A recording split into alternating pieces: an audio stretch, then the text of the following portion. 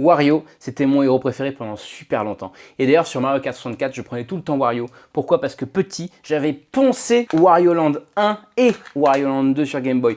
Wario Land 1, sans mentir, je l'ai fini 10 fois. Et attention, hein, je l'ai fini 10 fois avec la vraie fin, c'est-à-dire avec la tête de Wario sur la lune. Quand vous finissiez, alors je crois que c'était à plus de 36 000 $, vous aviez le droit, en fin ultime, d'avoir la tête de Wario sur la lune, qui était un peu son apogée. Et j'avais tous les trésors, parce que je connaissais toutes les, vous savez, toutes les warp zones, tous les endroits où il fallait trouver la clé, après se faufiler et tout. 3 sauvegardes, et je suis sûr que les 3 sauvegardes, si elles marchent encore, elles sont à 99 999 $. Et après, ils ont sorti Wario Land 2. Alors évidemment, je vous montre les notices qui sont intactes. Notices de Wario Land 1 et 2, intactes, impeccables.